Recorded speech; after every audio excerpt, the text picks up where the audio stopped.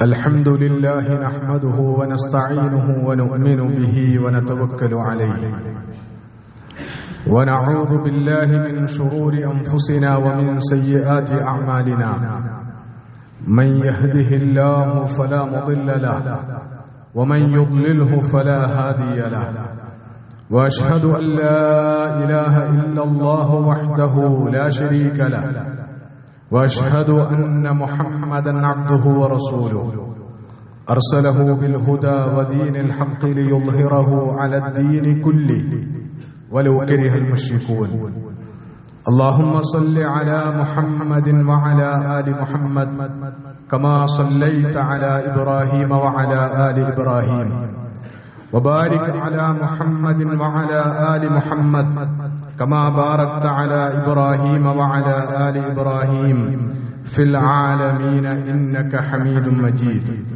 أما بعد فإن خير الكلام كلام الله وخير الهدي هدي النبي محمد صلى الله عليه وسلم وشر الأمور محدثاتها وكل محدثة بدعة وكل بدعة ضلالة وكل ضلالة في النار أعاذني الله وإياكم من النار ألا لا إيمان لمن لا أمانة له ولا دين لمن لا عهد له عباد الله أوصيكم وإياي أولا بتقوى الله أعوذ بالله من الشيطان الرجيم بسم الله الرحمن الرحيم يا أيها الذين آمنوا اتقوا الله حق تقاته ولا تموتن إلا وأنتم مسلمون يا أيها الناس اتقوا ربكم الذي خلقكم من نفس واحدة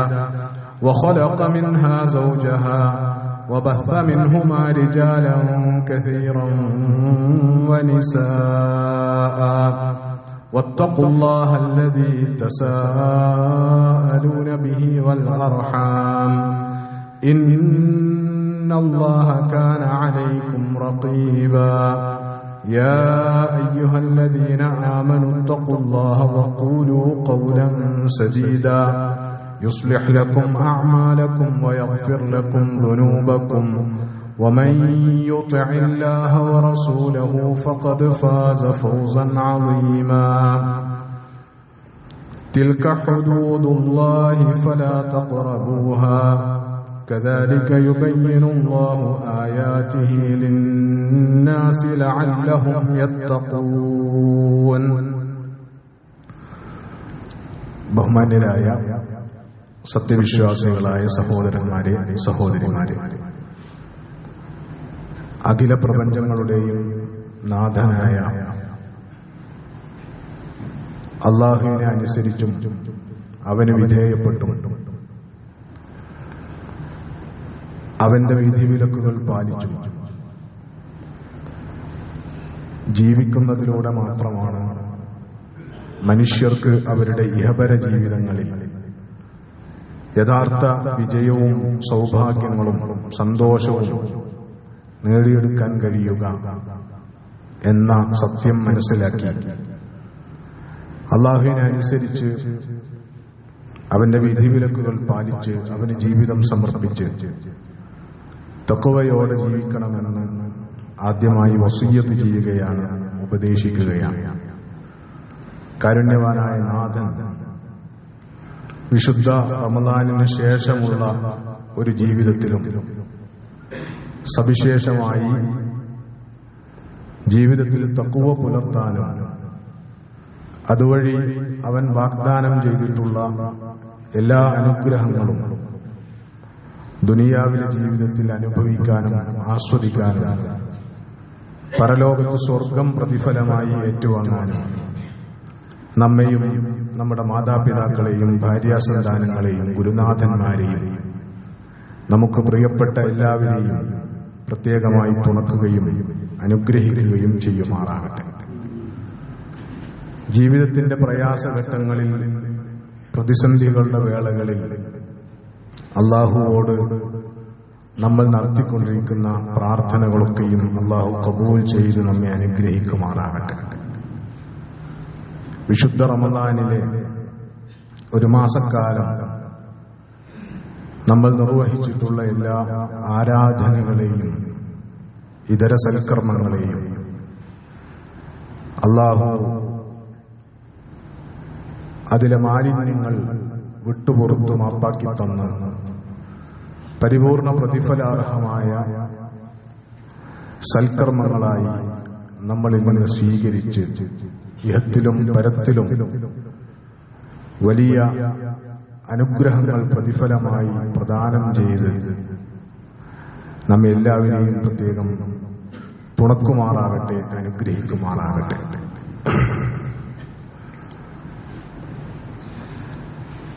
Arab മാധ്യമ ലോകത്തെ അധികായന്മാരിൽ ഒരാൾ എന്ന് വിശേഷിപ്പിക്കാവുന്ന ഫലസ്തീനി മാധ്യമ പ്രവർത്തകൻ ജമാൽ റയ്യാൻ ഏതാണ്ട് 2 ആഴ്ചകൾക്ക് മുമ്പാണ് മാർച്ച് 15-ന് മരണപ്പെട്ടത്. ജമാൽ റയ്യാൻ ലോകത്തിന്റെ ശ്രദ്ധ നേടിയത് മിഡിൽ ഈസ്റ്റിൽ എന്നല്ല, ലോകത്ത് തന്നെ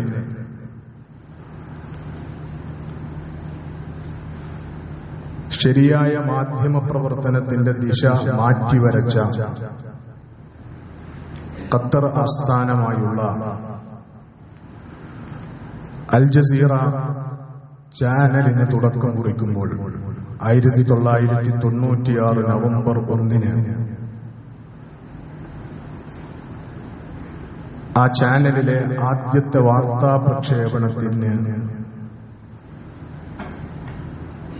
നിയോഗിക്കപ്പെട്ടത് ജമാൽ റയ്യാനായിരുന്നു. അഹ്ലം ബിക്കും ഹാദിഹി അവ്വലു നശ്റത്തിൻ ഇഖ്ബാരിയത്തിൻ മിൻ ഖനാത്തിൽ ജസീറത്തി ഫീ ഖത്തർ. ഖത്തറിൽ നിന്നുള്ള അൽ ജസീറ ചാനലിന്റെ ആദ്യത്തെ വാർത്താ പ്രക്ഷേപണമാണിത്, എല്ലാവർക്കും സ്വാഗതം എന്ന് പറഞ്ഞുകൊണ്ട് അൽ ജസീറ ചാനലിന്റെ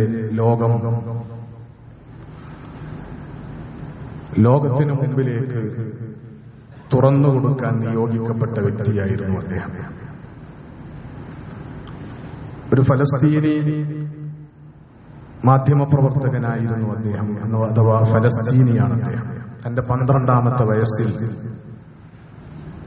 1967 നടന്നിട്ടുള്ള ഇസ്രയേൽ അറബ് യുദ്ധത്തിൽ, ആ യുദ്ധത്തിന്റെ ഫലമായി ഇസ്രയേൽ നടത്തിയ ഫലസ്തീൻ അധിനിവേശത്തെ തുടർന്ന് സ്വന്തം വീട്ടിൽ നിന്ന്, സ്വന്തം ഭൂമിയിൽ നിന്ന് പിതാവിന്റെ കൂടെ കുടിയിറക്കപ്പെട്ട്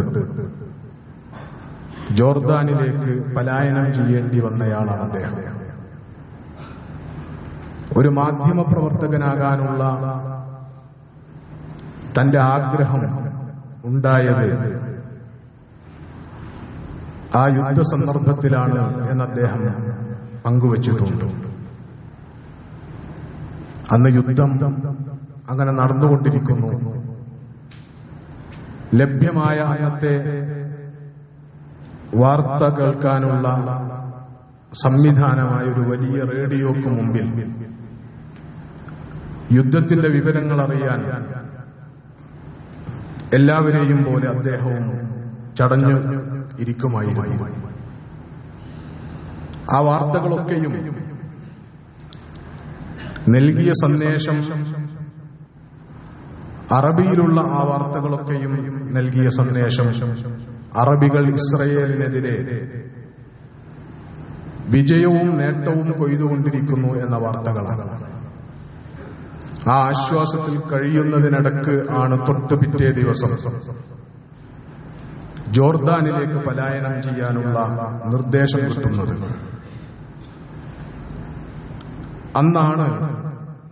അന്ന് തന്റെ മനസ്സിൽ ഉണ്ടായ, എന്തിനാണ് ഈ റേഡിയോയിലൂടെ വാർത്ത അവതരിപ്പിച്ച മാധ്യമപ്രവർത്തകർ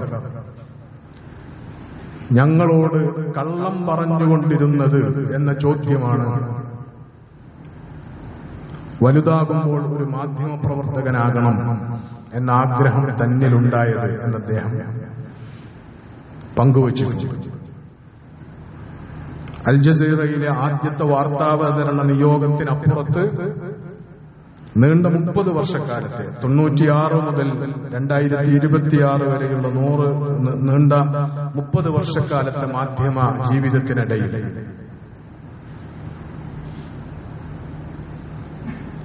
ഒരുപാട് സംഭവങ്ങൾ, ഒരുപാട് സംഭാവനകൾ ലോകത്തിന് പ്രൊഫഷണൽ മാധ്യമ പ്രവർത്തനത്തിന്റെ ഭാഗമായി സംഭാവന ചെയ്തയാളാണ് അദ്ദേഹം. അദ്ദേഹത്തിന്റെ ജീവിതത്തിൽ ഒരുപക്ഷെ ഏറ്റവും ശ്രദ്ധേയമായ ഒരു വാർത്താ പ്രക്ഷേപണത്തിനിടയിൽ അക്കാലത്തെ ഇസ്രയേലിന്റെ വിദേശകാര്യമന്ത്രിയായിരുന്ന ഷിമോൻ പെരസിനോടുള്ള ഏതാണ്ട് 8 മിനിറ്റ് നേരത്തെ ഒരു ചോദ്യോത്തര സംഭാഷണത്തിന്റെ അവസാനത്തിൽ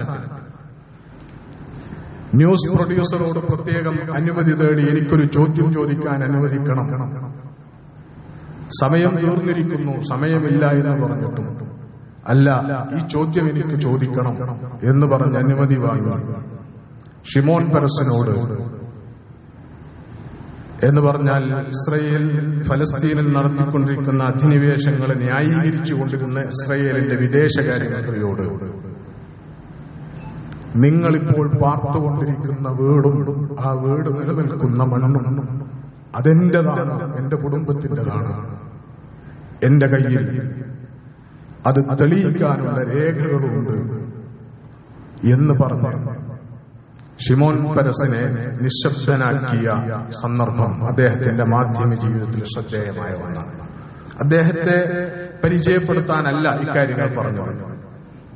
മരണത്തിന് മുമ്പ് അദ്ദേഹം എഴുതിയ 2 കുറിപ്പുകൾ ഇന്ന് അറബ് ലോകത്ത് പ്രത്യേകിച്ചും ചർച്ചയായിക്കൊണ്ടിരിക്കുകയാണ്. അതിലൊരു കുറിപ്പ് ഖിസ്സത്തുൽ അമാന, അമാനത്തിന്റെ കഥ എന്ന് പറഞ്ഞിട്ട് അദ്ദേഹം കുറിച്ചിട്ടുള്ള അദ്ദേഹത്തിന്റെ ഒരു ജീവിത അനുഭവ കഥയാണ്. കഥ ചുരുക്കി ഇങ്ങനെയാണ്: തന്റെ ഒരു അമേരിക്കൻ സന്ദർശനത്തിനിടയിൽ ഒരു വലിയ ഷോപ്പിംഗ് മാളിൽ സാധനങ്ങൾ പർച്ചേസ് ചെയ്ത് അതിന്റെ ബില്ലടക്കാനുള്ള നീണ്ട ക്യൂവിൽ നിൽക്കുന്നതിനിടയിൽ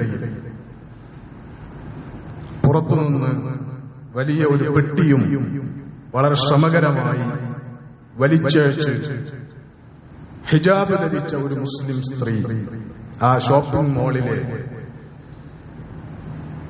ക്യാഷ് കൗണ്ടറിലുള്ള ജോലിക്കാരുടെ അടുത്തേക്ക് കടന്നു വന്നു. അവരുടെ മുഖത്ത്, അവരുടെ മൊത്തം ലുക്കിൽ നീണ്ട യാത്ര ചെയ്തതിന്റെയും ക്ഷീണത്തിന്റെയും ഒക്കെ അടയാളമാണ്. അവർ ഇങ്ങനെ കൗണ്ടറിലേക്ക് നേരെ കടന്നു വന്ന് അവിടെ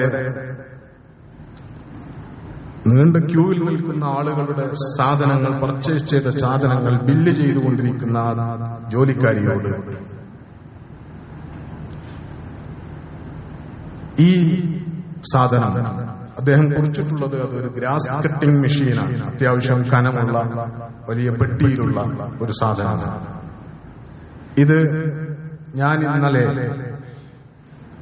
ഇവിടെ നിന്ന് പർച്ചേസ് ചെയ്ത സാധനങ്ങളുടെ കൂട്ടത്തിൽപ്പെട്ടതാണ് എന്ന് പറഞ്ഞു. അപ്പോ ഈ ജോലിക്കാരി വലിയ ശ്രദ്ധയൊന്നും കൊടുക്കാതെ തന്റെ പണി തുടർന്നുകൊണ്ട്, അതിനിപ്പോ എന്താ വേണ്ടത്, നിങ്ങൾ സാധനം റിട്ടേൺ ചെയ്യാൻ, തിരിച്ചു തരാൻ വന്നതാണോ എന്ന് ചോദിച്ചു. അപ്പൊ ആ സ്ത്രീ പറഞ്ഞു, അല്ല, ഞാൻ തിരിച്ചു തരാൻ വന്നതല്ല, ഞാനതിന്റെ പണമടക്കാൻ വന്നതാണ്. അപ്പോ പണിയൊക്കെ വിട്ട് ഈ ജോലിക്കാരി അത്ഭുതത്തോടുകൂടി, നിങ്ങൾ ഇത് ഇന്നലെ പർച്ചേസ് ചെയ്തു കൊണ്ടുപോയി എന്നല്ലേ പറഞ്ഞത്, പിന്നെന്ത് പണമടക്കാനാണ് എന്ന് ചോദിച്ചു. നിങ്ങളിത് തിരിച്ചു തന്നതിന്റെ പണം വാങ്ങാനെങ്ങാനും വന്നതാണോ എന്ന് ചോദിച്ചു. അപ്പൊ ആ സ്ത്രീ പറഞ്ഞു, അല്ല, ഞാനതിന്റെ പണം അടക്കാം, ഞാൻ ഇന്നലെ ഈ സാധനങ്ങളൊക്കെ എന്റെ ഡെബിറ്റ് കാർഡ് വെച്ച് ഇവിടെ നിന്ന് പർച്ചേസ് ചെയ്തതാണ്, വീട്ടിൽ ചെന്ന് ബില്ല് പരിശോധിച്ചപ്പോൾ ഈ ബില്ലിൽ ഈ മെഷീനിന്റെ പ്രൈസ് ചേർത്തിട്ടില്ല എന്നെനിക്ക് മനസ്സിലായി. നിങ്ങൾ ഇവിടെ ക്ലോസ് ചെയ്യുമ്പോൾ അക്കൗണ്ട് ടാലിയാകാത്തതിന്റെ പേരിൽ ഒരു പ്രശ്നമുണ്ടാകണ്ട എന്ന കരുതി ഞാൻ ഇന്നലെ തന്നെ വിളിക്കാൻ ശ്രമിച്ചതാണ്. പക്ഷേ വർക്കിംഗ് അവേഴ്സ് കഴിഞ്ഞതുകൊണ്ടാവാം കണക്ഷൻ കിട്ടിയില്ല. അങ്ങനെ ഞാൻ ഇന്ന് ജോലിയിൽ നിന്ന് അവധിയെടുത്ത് ഇതിന്റെ പണം തരാൻ വന്നതാണ് എന്ന് പറഞ്ഞു. അതോടുകൂടി ഈ ജോലിക്കാരി അവരുടെ കണ്ണിൽ നിന്നൊക്കെ വെള്ളം നിറഞ്ഞു. നിങ്ങൾ എന്തിനാണ് എനിക്ക് പറ്റിയ ഒരു തെറ്റിൽ നിങ്ങൾ എന്തിനാണ് ഇങ്ങനെ കഷ്ടപ്പെട്ടത്? നിങ്ങളുടെ ഒരു ദിവസത്തെ ജോലിയൊക്കെ കളഞ്ഞ് ഇത്രയും ദൂരം വണ്ടി ഓടിച്ച് ഇങ്ങനെ വന്നത് എന്തിനാണ് എന്ന് ചോദിച്ചു. എന്നാണ് അപ്പൊ ആ സ്ത്രീ അവരോട് ഇറ്റ് ഈസ് അമാന, ഇത് അമാനത്താണ് എന്ന് തിരിച്ചു പറഞ്ഞു. അപ്പൊ ആ ജോലിക്കാരിയെ സംബന്ധിച്ചിടത്തോളവും അവിടെ കൂടി നിൽക്കുന്ന ഒരുപാട് ആളുകളെ സംബന്ധിച്ചിടത്തോളം പരിചയമില്ലാത്ത ഒരു പദമാണ് അമാനത്ത്. അപ്പൊ അവര് എന്താണത് അങ്ങനെ പറഞ്ഞാൽ ചോദിച്ചു. അപ്പൊ ആ സ്ത്രീ വളരെ മാന്യമായി അതവോടുകൂടി അമാനത്ത് എന്താണ്, ഇസ്ലാം പഠിപ്പിക്കുന്ന ഒരു മൂല്യമായിട്ട് ആ അമാനത്ത് എന്താണ് എന്ന് വിശദീകരിച്ചു.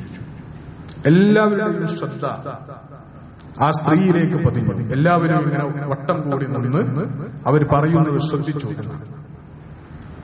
ആ ജോലിക്കാരി പെട്ടെന്ന് ഷോപ്പിംഗ് മാളിന്റെ മാനേജറിന്റെ അടുത്തേക്ക് പോയി അവരെ വിവരം അറിയിച്ചു. അവർക്കെല്ലാം അത്ഭുതമായതുകൊണ്ട് അവർ സ്റ്റാഫിനെ എല്ലാം വിളിച്ചു ചേർത്തിട്ട് ആ സ്ത്രീയെ അഭിനന്ദിച്ചു. എന്ന് മാത്രമല്ല തങ്ങളുടെ ഭാഗത്തു നിന്നുള്ള ഗിഫ്റ്റായി ആ ഗ്രാസ് കട്ടിംഗ് മെഷീൻ പണമില്ലാതെ സ്വീകരിക്കണമെന്ന് അവരോട് ആവശ്യപ്പെടുകയും ചെയ്തു. പക്ഷെ ആ സ്ത്രീ വളരെ മാന്യമായി അത് നിരസിച്ചുകൊണ്ട് ഇല്ല, ഞാനത് സ്വീകരിക്കുകയില്ല, പണം തരാതെ ഞാനിത് സ്വീകരിക്കുകയില്ല എന്ന് പറഞ്ഞിട്ട് അവർ പറഞ്ഞു. ഞാൻ സൂക്ഷിക്കുന്ന അമാനത്തിന് ദൈവത്തിൽ നിന്ന് കിട്ടുന്ന പ്രതിഫലത്തിൽ ഒരു കുറവും വരുത്താൻ ഞാൻ ഉദ്ദേശിക്കുന്നില്ല. അതുകൊണ്ട് ഞാനിത് ദൈവത്തെ ഓർത്ത് ചെയ്തതാണ്.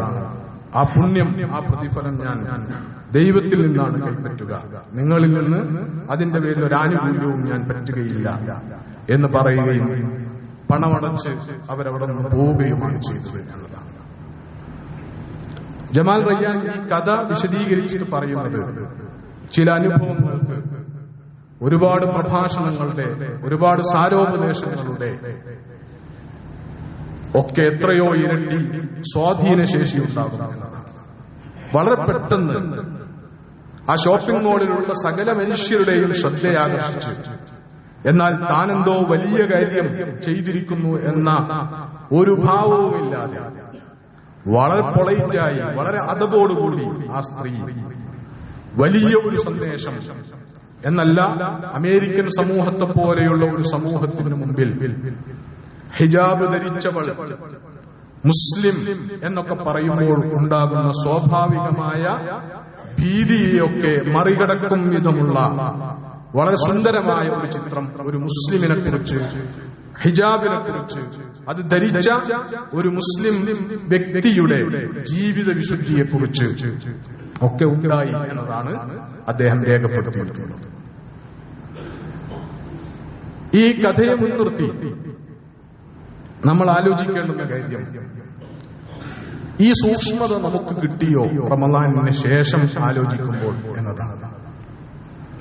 ആ സ്ത്രീ അവരോട് പറഞ്ഞത് അതിലെ ഒരു വർത്തമാനം, ഞാൻ കാരണമായി ഒരാൾക്കും നഷ്ടം പറ്റാൻ പാടില്ല, ഞാൻ പണമടച്ച് സ്വന്തമാക്കാത്ത ഒരു വസ്തുവും ഉപയോഗിക്കാൻ എനിക്ക് അവകാശവുമില്ല എന്നതാണ്. പണമടച്ചേ തീരൂ, മറിച്ചൊരു ഒരു ഔദാര്യവും താൻ സ്വീകരിക്കുകയില്ല എന്ന് പറയാൻ വേണ്ടി അവർ പറഞ്ഞു. താൻ കാരണമായി അതൊരു അമാനത്തിന്റെ നിർവചനവുമായി ബന്ധപ്പെട്ട രണ്ട് വശങ്ങളാണ്. ഞാൻ കാരണമായി ഒരാൾക്കും ഒരു നഷ്ടവും സംഭവിക്കാൻ പാടില്ല എന്നതും, എനിക്ക് അവകാശപ്പെട്ടതല്ലാത്ത, ന്യായമായി ഹലാലായി ഞാൻ ഉടമപ്പെടുത്തിയതല്ലാത്ത ഒന്നും താൻ അനുഭവിക്കുകയില്ല, താൻ ഉപയോഗിക്കുകയില്ല എന്ന നിലപാട്. റമളാൻ അമാനത്തടക്കമുള്ള നമ്മുടെ ജീവിതത്തിലെ എല്ലാ കാര്യങ്ങളിലും മനുഷ്യനും അല്ലാഹുവും തമ്മിലുള്ള ബന്ധത്തിലെയും മനുഷ്യനും തമ്മിലുള്ള ബന്ധത്തിലെയും സൂക്ഷ്മത പരിശീലിക്കാനും അത് നമുക്ക് നേടിത്തരാനും അത് ഉറപ്പുവരുത്താനുമായിരുന്നു ഒരു റമളാൻ മാസം നമ്മുടെ ജീവിതത്തിലേക്ക് കടന്നു വന്നത്. അത് കഴിയുമ്പോൾ, ആ റമളാനിൽ നിന്ന് പുറത്തു കടന്ന് ഒരു നോർമൽ ലൈഫിലേക്ക് വരുമ്പോൾ, ഒരു സാധാരണ ജീവിതത്തിലേക്ക് വരുമ്പോൾ, ജീവിതത്തിൽ ഈ സൂക്ഷ്മത പുലർത്തുവാൻ, അമാനത്തിനെ കുറിച്ച്, തഖ്വയെക്കുറിച്ച് ഉള്ള ഈ ഗൗരവം കാത്തു സൂക്ഷിക്കാൻ നമുക്ക് സാധ്യമാകുന്നുണ്ടോ എന്നത് വളരെ പ്രധാനപ്പെട്ട കാര്യമാണ്. റമളാൻ നമുക്ക് നേടിത്തരേണ്ടുന്ന തഖ്വയുടെ അടയാളങ്ങളും അതിന്റെ സ്വാധീനവും വലിയ എന്തോ കാര്യങ്ങളല്ല, മറിച്ച് നമ്മുടെ സൂക്ഷ്മ ജീവിതത്തിലെ ലളിതമെന്ന് തോന്നാവുന്ന ഇത്തരം കാര്യങ്ങളാണ്. അവിടെ ആ സ്ത്രീക്ക് വേണമെങ്കിൽ എന്റെ പിഴവ് കൊണ്ടൊന്നുമല്ലല്ലോ, അവർക്ക് പിഴവ് പറ്റിയതല്ല. നമ്മൾ പലപ്പോഴും കടകളിൽ ചെന്ന് സാധനങ്ങൾ വാങ്ങുമ്പോൾ, സാമ്പത്തിക ഇടപാടുകൾ നടത്തുമ്പോൾ, അത് അവൻ ശ്രദ്ധിക്കാഞ്ഞിട്ടല്ലേ, അയാൾ ശ്രദ്ധിക്കാഞ്ഞിട്ടല്ലേ, ഞാൻ കുറ്റക്കാരനല്ലല്ലോ എന്നു കരുതി തുച്ഛമായ സാമ്പത്തിക നേട്ടങ്ങൾ നമ്മൾ നമുക്ക് വേണ്ടി നേടിയെടുക്കും. അതിന് പകരം നമ്മൾ ബലികെടുക്കുന്നത് അമൂല്യമായ അമാനത്തിനെയാണ്, അമാനത്തെന്ന മൂല്യത്തെയാണ്. ആ അമാനത്തെന്ന മൂല്യം വഴി, ആ വിശ്വാസ്യത കാത്തു സൂക്ഷിക്കുക എന്ന മൂല്യം വഴി അള്ളാഹുവിൽ നിന്ന് നേടിയെടുക്കാവുന്ന ബർക്കത്തുകളെയും പ്രതിഫലങ്ങളെയുമാണ്. അതുകൊണ്ട് ജീവിതത്തിൽ അള്ളാഹുവിന്റെ പരിധികൾ പാലിക്കുക എന്നതാണ് വിശുദ്ധ ഖുർആനിൽ ആയാത്തുൽ അസ്സിയാം, നോമ്പിന്റെ ആയത്തുകളുടെ ഏറ്റവും അവസാനത്തെ ആയത്തിന്റെ അവസാന ഭാഗത്ത് ഉള്ള ഭാഗമാണ് ഞാൻ ഓതി വെച്ചത് തുടക്കത്തിൽ. തിൽക ഹുദൂദുല്ലാഹി ഫലാ തഖറബൂഹ, നോമ്പിന്റെ സന്ദേശം അതാണ്. പറഞ്ഞതൊക്കെയും അള്ളാന്റെ ചില പരിധികളുണ്ട്, അതിനോട് അടുത്തു പോകരുത് എന്നതാണ് അള്ളാഹുവിന്റെ നിർദ്ദേശം. അതിനെ സൂക്ഷിക്കണം. ആ സൂക്ഷ്മതയുണ്ടാകാൻ വേണ്ടിയാണ് ഈ പരിധികളെ കുറിച്ചുള്ള വിശദീകരണങ്ങൾ ഉണ്ടാകുന്നത്. അള്ളാഹു അത് വിവരിച്ചു തരുന്നത് അതിനു വേണ്ടിയാണ്. കദാലിക യുബയ്യിനുല്ലാഹു ആയാതിഹി ലിന്നാസി ലഅല്ലഹും യത്തഖൂൻ. നോമ്പിന്റെ ആയത്തുകളുടെ തുടക്കവും അവസാനവും ജീവിതത്തിൽ ഉണ്ടാകേണ്ടുന്ന ആ സൂക്ഷ്മതയെക്കുറിച്ചാണ് പരാമർശിക്കുന്നത്. അതുകൊണ്ട് റമളാനിലൂടെ പരിശീലിക്കാൻ സാധ്യമായ സൂക്ഷ്മതയെ, ഉത്തരവാദിത്ത ബോധത്തെ, അമാനത്തടക്കമുള്ള ജീവിത മൂല്യങ്ങളുടെ കരുതിവെപ്പിനെ നിസ്സാരമായി തള്ളിക്കളയാതിരിക്കുക. നോമ്പിന് ശേഷമുള്ള, ഇനി അടുത്ത നോമ്പിൽ നോക്കാം, അടുത്ത റമളാനിൽ നോക്കാം എന്ന മനസ്ഥിതി ഉണ്ടാകാതിരിക്കുക എന്നതാണ് റമളാനിന് തൊട്ടു ശേഷമുള്ള ഈ ഒരു സന്ദർഭത്തിൽ എനിക്ക് ആദ്യമായി എന്നെയും നിങ്ങളെയും ഉത്ബോധിപ്പിക്കാനുള്ളത്. ജമാൽ റയ്യാന്റെ രണ്ടാമത്തെ ഒരു പോസ്റ്റിന്റെ വരികൾ, വളരെ ചുരുങ്ങിയ വരികൾ, അദ്ദേഹം കുറിച്ച വരികൾ ഇങ്ങനെയാണ്: ഇൻതഹത് ഖിസ്സത്തു ഫിർഔൻ ബിൽ മാ, ഫിർഔനിന്റെ കഥ കഴിഞ്ഞത് വെള്ളത്തിലാണ്. ഇൻതഹത് ഖിസ്സത്തു നമ്രൂദി ബിബഊലത്തി, നമ്രൂദിന്റെ കഥ കഴിഞ്ഞത് ഒരു പാറ്റയെ കൊണ്ടാണ്, അല്ലെങ്കിൽ കൊതുക് കൊണ്ടാണ്. ഇൻതഹത് ഖിസ്സത്തു ഖാറൂൻ ബിഖസ്ഫിൻ, നിൽക്കുന്നിടത്ത് ക്ഷണിക നേരം കൊണ്ട് ഒന്നും ചെയ്യാനാവാതെ ഭൂമിയിലേക്ക് ആണ്ടുപോയാണ് ഖാറൂന്റെ പണി തീർന്നത്. ഇൻതഹത് ഖിസ്സത്തു അബ്റഹ ബിഹിജാറത്തിൻ, ആനപ്പടയുമായി വന്ന അബ്റഹത്തിന്റെ കഥ തീർന്നത് വളരെ ചെറിയ നിസ്സാരമായ കല്ലുകൾ കൊണ്ടാണ് എന്നതാണ് അദ്ദേഹം കുറിച്ചിട്ടുള്ളത്. നമ്മൾ അഭിമുഖീകരിക്കുന്ന അനീതിയുടെയും അക്രമത്തിന്റെയും ഒരു യുദ്ധകാലത്ത് അദ്ദേഹം കുറിച്ച വരികൾ കൂടിയാണ്. എങ്ങനെ ഇതൊക്കെ ഒന്ന് തീർന്നു കിട്ടും എന്ന് നമുക്ക് അങ്കലാപ്പും ആശങ്കയുമുള്ള സന്ദർഭങ്ങളിലൂടെയാണ് നമ്മൾ കടന്നുപോയിക്കൊണ്ടിരിക്കുന്നത്. ഇതൊന്നും തീരാൻ പോകുന്നില്ല, ഇതൊന്നും അവസാനിക്കാൻ പോകുന്നില്ല. അക്രമികൾ ഇവിടെ നമ്മെ നിസ്സാരരാക്കി വാണരുളുക തന്നെ ചെയ്യും എക്കാലവും എന്ന് വിചാരിച്ച് നിരാശപ്പെടാനാണ് നമുക്ക് തോന്നുന്നത്. അതിനുള്ള സാധ്യതകളാണ് മുമ്പിലുള്ളത്. അതിനു മുമ്പിൽ ഈ വരികളുടെ പ്രസക്തി എന്താണ് എന്ന് ചോദിച്ചാൽ, എങ്ങനെയാണ് അക്രമങ്ങൾ അവസാനിക്കുക? അക്രമകാരികൾ, പ്രത്യേകിച്ചും സ്വേച്ഛാധിപതികൾ, ജനങ്ങളെ ചൂഷണം ചെയ്യുന്നവർ, എങ്ങനെയാണ് അവരുടെ കഥ തീരുക എന്നത് നിങ്ങൾ ചിന്തിച്ച് നിരാശപ്പെടേണ്ടുന്ന കാര്യമില്ല. അള്ളാഹുവിന്റെ തീരുമാനം വരുമ്പോൾ ഏറ്റവും നിസ്സാരമായ കാരണങ്ങളിലൂടെയും വഴികളിലൂടെയും ആയിരിക്കും അല്ലാഹു സുബ്ഹാനഹു വ തആല വലിയ മഹാമേരുക്കളുടെ, അക്രമകാരികളുടെ കഥ കഴിക്കുക എന്നതാണ് ചരിത്രം മുഴുവൻ നമുക്ക് പറഞ്ഞു തരുന്നത്. അതുകൊണ്ട് അള്ളാഹുവിലേക്ക് അഭയം പ്രാപിക്കുന്നതിൽ, അള്ളാഹുവോട് സഹായം ചോദിക്കുന്നതിൽ, അക്രമികൾക്കെതിരെ പ്രാർത്ഥിക്കുന്നതിൽ, മർദ്ദിതർക്ക് വേണ്ടി അനുകൂലമായി അവർക്ക് ആശ്വാസത്തിനും വിജയത്തിനും വേണ്ടി പ്രാർത്ഥിക്കുന്നതിൽ നമ്മെ നിരാശ ബാധിക്കാതിരിക്കട്ടെ, നമുക്കതിൽ പ്രതീക്ഷകൾ നഷ്ടപ്പെടാതിരിക്കട്ടെ. ഒരു യുദ്ധം, അതിന്റെ കെടുതികൾ ഇങ്ങനെ വാപിളർത്തി ലോകത്തുള്ള എല്ലാ സാധാരണക്കാരനായ മനുഷ്യനെയും ഉറപ്പായും ബാധിക്കുമെന്ന അവസ്ഥയുണ്ട് നമ്മുടെ മുമ്പിൽ എന്ന് മാത്രമല്ല, ആ ദുരിതങ്ങൾ എക്കാലത്ത് അവസാനിക്കാനാണ്. യുദ്ധം തന്നെ ആരാണ് അതിനെ അവസാനിപ്പിക്കുക, എപ്പോഴാണ് അവസാനിപ്പിക്കുക തുടങ്ങിയവർ അവസാനിപ്പിക്കാനൊന്ന് കൊതിച്ചിട്ടും അവസാനിപ്പിക്കാൻ കഴിയാതെ തുടരുന്ന ഒരു യുദ്ധത്തിന്റെ കെടുതികൾ ഏതളവിൽ നമ്മളെ ബാധിക്കും? നമ്മൾ എങ്ങനെ രക്ഷപ്പെടാനാണ്? ഇനിയും കരയുദ്ധത്തിന് ഉള്ള സജ്ജീകരണങ്ങൾ, പ്ലാനുകൾ പെന്റഗൺ നടത്തിക്കൊണ്ടിരിക്കുന്നു എന്നതാണ് യുദ്ധവുമായി ബന്ധപ്പെട്ട് ഏറ്റവും അവസാനം വന്നുകൊണ്ടിരിക്കുന്ന അപ്ഡേറ്റ് എന്ന് പറയുന്നത്. കരയുദ്ധത്തിലേക്ക് കൂടി ഇത് വ്യാപിക്കുന്നു. അതുകൊണ്ട് ദീർഘകാലമായി, അനിശ്ചിതമായി യുദ്ധം തുടരാവുന്ന സാഹചര്യമാണ് നിലവിലുള്ളത് എന്നാണ് നമുക്ക് മനസ്സിലാക്കാൻ പറ്റുന്നത്. നമ്മുടെ ജീവിതത്തെ അത് ബാധിക്കുമെന്ന കാര്യത്തിൽ നമുക്ക് ഉറപ്പുള്ളതാണ്. പക്ഷേ കാര്യങ്ങൾ മാറണം. അക്രമികൾ അവരുടെ അന്ത്യം കാണണം. മർദ്ദിതർ, അവർക്ക് ആശ്വാസം കിട്ടണം. അവർക്ക് അല്ലാഹുവിന്റെ ഭാഗത്തു നിന്ന് തംകീൻ കിട്ടണം. അതിന് അല്ലാഹ് നിശ്ചയിച്ച ഒരു സമയത്ത് അല്ലാഹുവിന്റെ സുന്നത്ത് പ്രകാരം അത് നടക്കും.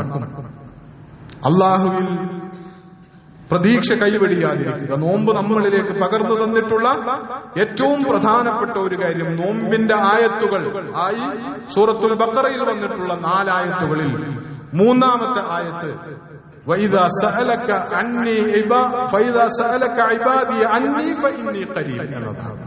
നോമ്പ് കൊണ്ട് ആ ഒരു ഫീലിംഗ്, ആ ഒരു മനോഭാവം, ആ ഒരു പ്രതീക്ഷ നമുക്കുണ്ടായി തീർന്നിട്ടുണ്ടാകണം. അല്ലാഹു അടുത്തു തന്നെയുണ്ട്, സമീപത്ത് തന്നെയുണ്ട്. എന്തു ചോദിച്ചാലും തരാൻ, എന്ത് പ്രാർത്ഥിച്ചാലും ഉത്തരം നൽകാൻ കഴിയുന്നവനായി റബ്ബ് കൂടെയുണ്ട് എന്ന പ്രതീക്ഷയിൽ അല്ലാഹുവോട് പ്രാർത്ഥിക്കുവാൻ, പ്രാർത്ഥനക്കപ്പുറത്ത് നമുക്ക് ഒന്നും ചെയ്യാനില്ലാത്തതാണ്. നിരാശ ബാധിക്കാതെ എങ്ങനെയാണ് ഇതൊന്ന് തീർന്നു കിട്ടുക, എങ്ങനെയാണ് അമേരിക്ക അവസാനിക്കുക, എങ്ങനെയാണ് നെതന്യാഹു അവസാനിക്കുക, എങ്ങനെയാണ് ഇസ്രായേൽ അവസാനിക്കുക എന്നതിന്റെ ഭൗതികമായ കാര്യകാരണ ബന്ധങ്ങളെ അന്വേഷിക്കുന്നതിന് പകരം ചെങ്കടലിന്റെ മുന്നിൽ മൂസാ പ്രവാചകൻ ഗതിയില്ലാതെ നിന്നപ്പോഴും കല്ല ഇന്ന മഅയ റബ്ബി സയഹ്ദീൻ, ഇല്ല ഞാൻ കുടുങ്ങുകയില്ല, എല്ലാ വഴികൾ അടഞ്ഞുപോയാലും എന്റെ കൂടെ എന്റെ റബ്ബുള്ളിടത്തോളം കാലം അവരെനിക്ക് തുറസ്സുകൾ ഉണ്ടാക്കി തരും, വഴിയൊരുക്കി തരും എന്ന പ്രതീക്ഷ കാത്തു കൊള്ളുക. ആ പ്രതീക്ഷയിൽ അല്ലാഹുവോട് നിരന്തരമായി പ്രാർത്ഥിക്കാൻ നമുക്ക് സാധ്യമാവുക, ആ പ്രാർത്ഥനകൾ അവസാനിപ്പിക്കാതിരിക്കുക എന്നുകൂടി ഈ സന്ദർഭത്തിൽ ഓർമ്മപ്പെടുത്തുകയാണ്. അള്ളാഹുവോട് ചേർന്ന് നിൽക്കുക, അള്ളാഹുവോട് അടുത്തു നിൽക്കുക, എന്നിട്ട് അള്ളാഹുവിൽ നിന്ന് ജീവിതത്തിലേക്ക് അനുഗ്രഹങ്ങൾ നേടിയെടുക്കുക. റബ്ബിന്റെ തൗഫീഖ് ഉണ്ടായി തീരുമാറാകട്ടെ. വഅഖൂലു ഖൗലി ഹാദാ വഅസ്തഗ്ഫിറുല്ലാഹ ലി വലക്കും ഫസ്തഗ്ഫിറൂഹു ഇന്നഹു ഹുവൽ ഗഫൂറുർ റഹീം.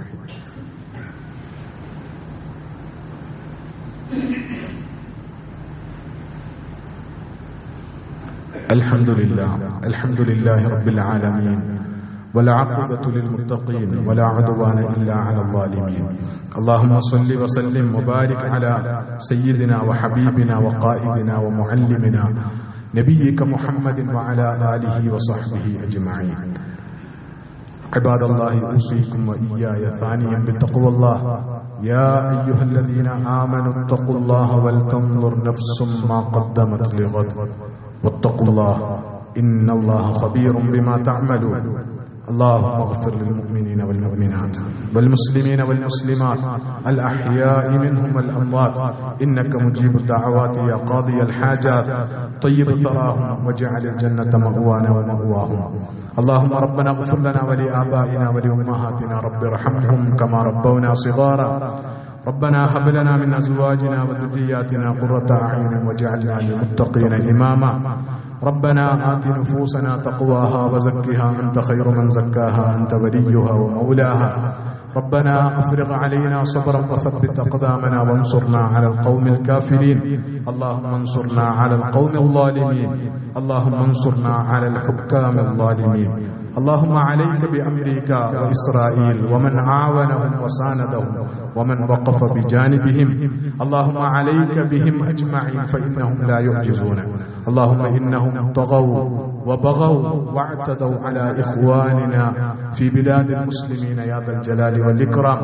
اللهم انصر إخواننا المظلومين واهزم أعداءهم أجمعين يا رب العالمين. اللهم عليك باليهود الغاصبين والأمريكيين المحتلين. اللهم عليك بهم فإنهم لا يعجزون. اللهم أرنا فيهم عجائب قدرتك.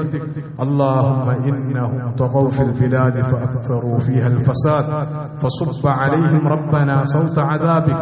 اللهم أنزل عليهم بأسك الذي لا يرد عن القوم المجرمين. ربنا اطمس على أموالهم واشدد على قلوبهم واجعل بأسهم بينهم شديد. ربنا آتنا في الدنيا حسنة وفي الآخرة حسنة وقنا عذاب النار. اللهم آمنا في أوطاننا واحفظ بلادنا وبلاد المسلمين من كل سوء. اللهم أدم علينا نعمة الأمن والأمان. اللهم اجعل بلادنا وبلاد المسلمين آمنة مطمئنة يا ذا الجلال والإكرام. ربنا تقبل منا إنك أنت السميع العليم وتب علينا إنك أنت التواب الرحيم. فاغفر لنا يا غافر المذنبين وارحمنا بأنواع رحمتك يا أرحم الراحمين. وصلى الله تعالى وسلم على خير خلقه سيدنا محمد وعلى آله وصحبه أجمعين.